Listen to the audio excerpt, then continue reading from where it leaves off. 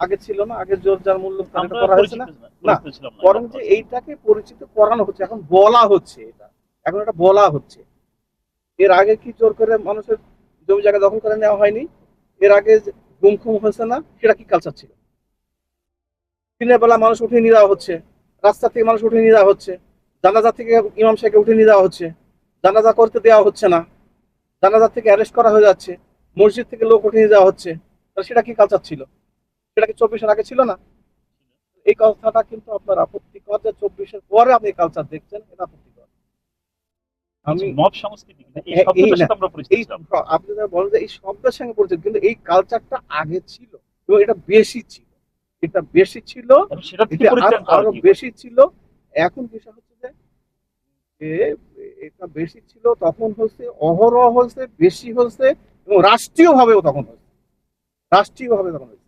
আপনি এখন একটা জিনিস বলতে পারেন যে 24-এর বিপ্লবের পরে মানুষের প্রত্যাশা হচ্ছে, মানুষের আশা আকাঙ্ক্ষা হচ্ছে যে আমরা এখন ইনসাফ চাই, আমরা সাম্য চাই, আমরা বৈষম্যর বাংলাদেশ চাইনি, সাম্য চাই। এখন সেই সাম্যর বাংলাদেশ জন্য, বৈষম্য মুক্ত বাংলাদেশের জন্য, ইনসাফের বাংলাদেশের জন্য আমাদেরকে কাজ করতে হবে, যেন ন্যায় বিচার হয়, সুশাসন প্রতিষ্ঠিত হয়, সেজন্য কথা। কিন্তু মব কালচার যে অহরহ হচ্ছে, যেখানে যেটা হচ্ছে সেটাকে যতটুকু হচ্ছে, এখন কি আপনার গুম হচ্ছে, এখন কি গুম করে কাউকে মানুষকে নিয়ে নিয়ে যাওয়া হচ্ছে না? যত যেটা হচ্ছে আমরা এটাও প্রত্যাশা করি না, আমরা এটাও প্রত্যাশা করি না। আমরা চাই যে এটাও না হোক, টোটালি আইনের শাসন প্রতিষ্ঠা হোক, ন্যায় বিচার প্রতিষ্ঠা হোক। অতএব সেই ন্যায় বিচার প্রতিষ্ঠার জন্যই সরকারকে আরো সচেতন হতে হবে, সরকারের সংশ্লিষ্ট যে বিভাগগুলো আছে সেই বিভাগগুলোকে আইন শৃঙ্খলা শক্তিশালী রক্ষাকারী। করতে হবে, এবং সেই বিভাগগুলোকে যে সমস্ত জায়গায় বিঘ্ন সৃষ্টি হচ্ছে সেখানে শক্ত হতে হবে।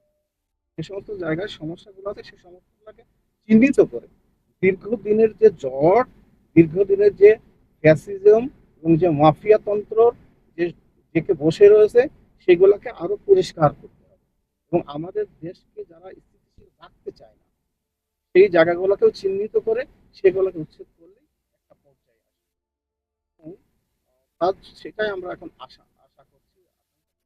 হ্যাঁ, এই নির্বাচিত সরকার সেই বিষয়টাকে পদক্ষেপ নেবেন, এটা আমরা